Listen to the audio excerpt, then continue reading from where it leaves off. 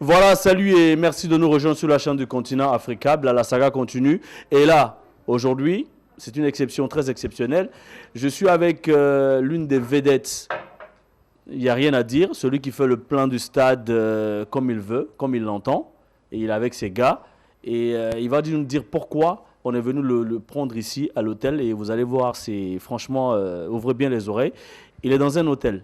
Et il va nous le dire pourquoi. Mais juste avant, il va se présenter lui-même d'abord à vous, tous ceux qui nous suivent de part et d'autre, aux États-Unis, en France, un peu partout. C'est lui que vous devez retenir. Il fait partie de ces 12. Et j'espère qu'il nous dira qu'il est le numéro 1 aussi.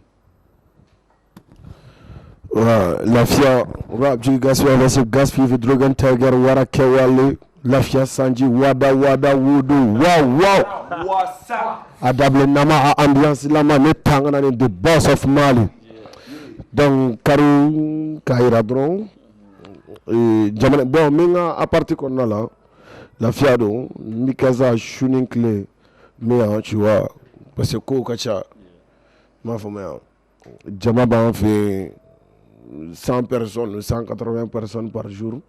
Bon, me déranger donner tout le monde là. Mais Gas, t'as un chez toi, c'est vrai, t'es le mec qui était l'un des gars les mieux payés, voilà, côté caché. Et comment ça se fait? Comment tu arrives à gérer? Tu es dans un hôtel et pendant des jours, tu payes ça par mois.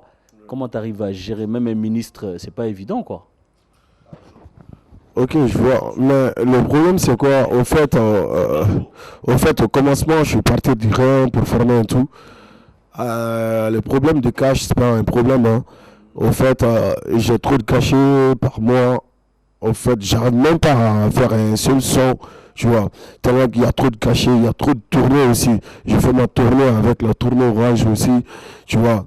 Bon, les 2 tournées par mois ou par jour, tu vois, ça fait du mal, quoi. Je suis un peu fatigué certaines fois. Mais le problème, c'est quoi maintenant? Est-ce que je veux qu'on en parle?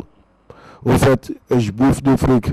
Gas, avant de continuer, est-ce que tu vas nous dire un peu comment est-ce que tu as commencé, nous parler un peu de tes débuts? Dès mes débuts, au fait, j'ai commencé avec un frère. Bon, ok, là maintenant je suis un peu déçu, mais le problème c'était quoi, tu vois? J'ai commencé avec un frère, ouais, même là maintenant on se côtoie. Voilà. Bon, je sais pas, non, ça va pas trop, c'est pas envers moi, mais peut-être que c'est envers lui. Mais là maintenant on se voit, on se taquine, on rit, tout et tout, mais lui, quand même, je sais que je l'aime, il m'aime aussi. Tu vois, c'est mon poteau, en plus c'est mon cousin. C'est un cousin à moi, tu vois, il s'appelle Memo. Tu vois, depuis 2007-2006, on a commencé à rapper ensemble. On faisait des trucs, on marchait dans la rue, tout et tout. On était au grain. Mais avant le grain aussi, j'étais avec mes gars aussi. Frouzin, les Alasco, les Parisiens, les Chipunga. Tu vois, on était dans la rue, on se calait sur un parking. On faisait tout ensemble, tu vois. Donc, il s'est retrouvé qu'on a commencé à faire du clash. Donc, on se clashait ensemble, on met un instrumental dans une voiture, on se clashait entre nous, tu vois. Donc, c'est après ça que, parce que ça a trouvé que le rap malien n'était basé que sur la politique. C'était que sur la politique, alors qu'on pouvait parler sur plein d'autres trucs, tu vois. C'est après ça qu'on a vu que, ouais, il y a plein d'autres groupes qui sont venus. Après ça, on a créé Ghetto Cafri, ouais. Donc maintenant, là où je suis en solo. Je suis en solo, tous mes trucs marchent. Qu'est-ce qui n'a pas marché? Ok, Tu vois, même là maintenant, voilà, je viens de sortir une marque, il y a mon usine.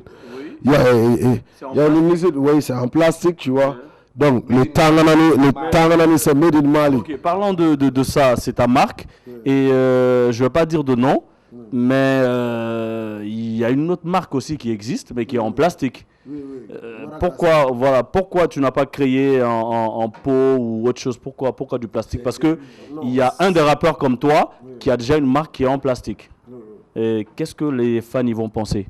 Non, je peux commencer avec ça parce que je suis le premier à commencer avec ça.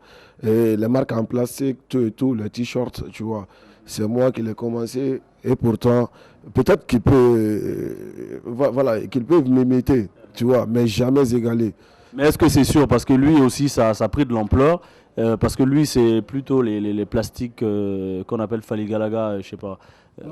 Depuis que nous avons de bas âge, moi je fais des créations, chaque fois des nouveaux trucs, mais Faligalaga, depuis lui ou pas, tu sais, Faligalaga, ça existe. En plus, les gars aussi, ils vont porter Faligalaga, sauf si tu joues pas. Et pourtant, depuis de bas âge, on joue, tu vois. En plus, ce n'est même pas son truc. C'est un truc de silo. Ok. Begas, depuis que tu as commencé jusque-là, à tes débuts, est-ce que, parce que dans la rubrique, il faut que tu nous dises un peu, dans la vieille école, qu'est-ce que tu as écouté qui t'a inspiré à venir un peu dans le rap, dans la vieille école? Tu vas nous proposer le clip d'ailleurs, qu'on va passer dans la vieille école. Bon, j'ai trop de gars, mais j'ai trop de... Voilà, il y a trop de ça. Il y a Koba Building, champion d'Afrique. Lui, il a eu un Cora en 2000, combien c'était? En 2000, combien? C'était pas en 2003. Voilà, il est du Gabon. En plus de Koba, il y a Kerry James. Voilà, du Gabon, en France. Donc, en plus de ça, il y a Lil Wayne. Manege. Lui, Lil Wayne, il est comme mon frère. Je le respecte trop. Donc, tu vas nous proposer des clips d'eux qu'on va passer. Par exemple, le premier c'est Koba, le titre. Ou bien un clip au choix. Maïna. La force vient de Maïna. Je fais l'Afrique dans un coffre, je le verrouille avec un cadenas. Donc le titre, là, il s'appelle comment? Il s'appelle comment d'ailleurs? Son nom c'est Koba dans le titre. Donc Koba dans un titre Maïna, proposé par Gaspi. Voilà. On suit. Je suis prisonnier de ma force.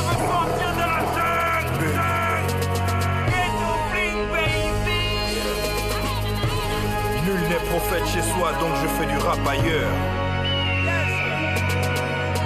Mais la musique n'a pas de frontières, donc vous mourrez toujours dans vos cœurs. Yes sir. On a beau dire que tu n'as rien compris au jeu. Dans la famille des killers, le building est le plus dangereux. L'affaire, tu es bête comme ta mère. Je te fais peur, mec, je suis d'enfer. Tu me trouveras au fond, je suis comme ça depuis môme. Comme ça depuis môme, comme ça depuis môme. Mais la force vient de mailler, la force vient de mailler, la force vient de mailler, En temps de crise, beaucoup marchent, les yeux sur la latérite. J'ai investi mes briques dans la... Donc après le deuxième clip, Gas, est-ce qu'il y a d'autres gens qui t'ont inspiré en dehors du Mali? Oui, Kerry James à Panama. Oh, Waranabi International. Come on, man. Oh, man. Voilà. Number two. Oh, man. Come on, man. Welcome, Africa. Put it say. This one is the best. Ok, on va continuer. Non, la vie, c'est un clochard. Bon, le deuxième gars, c'est Kerry James à Panama, tu vois. Pourquoi Kerry James? Voilà, lui dit des trucs sensés, au fait, il parle de la rue, et tout. Et pourtant, notre rap, ça vient de la rue. C'est pour ça que, voilà, je le kiffe. Pop, pop! C'est le retour du rap français. Pop, pop, pop, pop! Donc, suivons tout de suite Kerry James, le retour du rap français proposé par Gaspi, l'incontournable.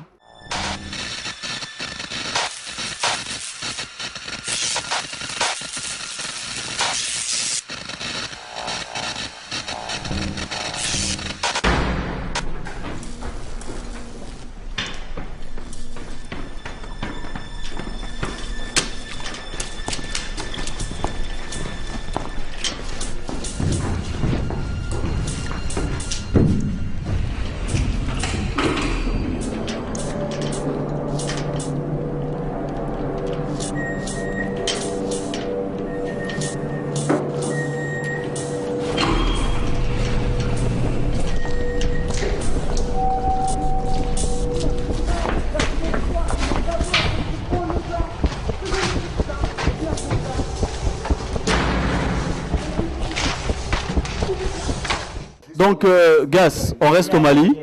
Est-ce que tu peux nous dire, parce que tu as eu des prédécesseurs, est-ce que parmi ces gens-là, il y a d'autres qui t'ont vraiment donné l'amour du rap? En fait, il y a Ramsès de Tatapam, mais en plus de ça, D-Fresh aussi.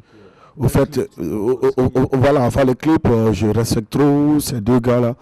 Ils sont forts et pourtant, je vais l'avouer, mais D-Fresh aussi, ça m'inspire trop, tu vois. Pourquoi D-Fresh? Voilà, pourquoi D-Fresh? Parce qu'avec ses punchlines, tout et tout, vraiment, c'était les last même. Maintenant, si tu écoutes ça, tu sauras que les autres rappeurs là sont des bouffons. Donc tout de suite, je vous propose un clip de Fangafi, D-Fresh et Gianfranco. C'est parti, proposé par Gaspi.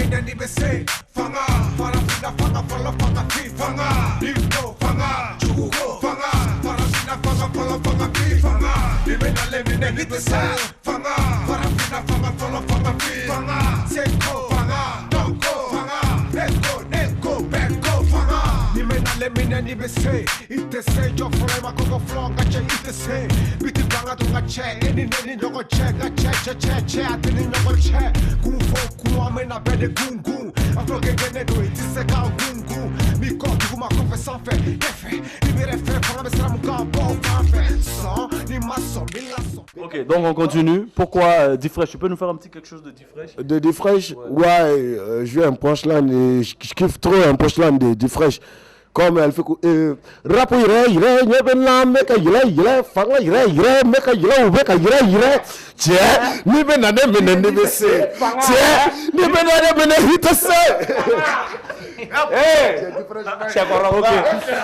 Ok, Gas. Gas. Ok, Gas, on va continuer.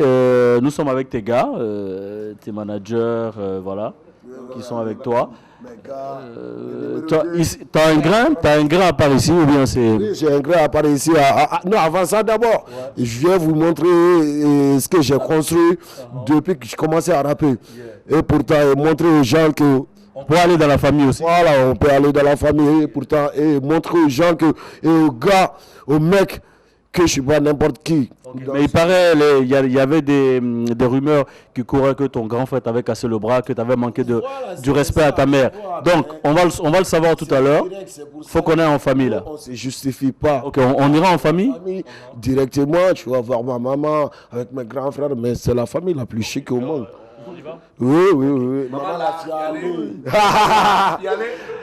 Voilà, donc on va suivre Gas. Il nous amène en famille et on verra qu'est-ce qui se passe là-bas. Est-ce que les rumeurs sont vraies ou fausses?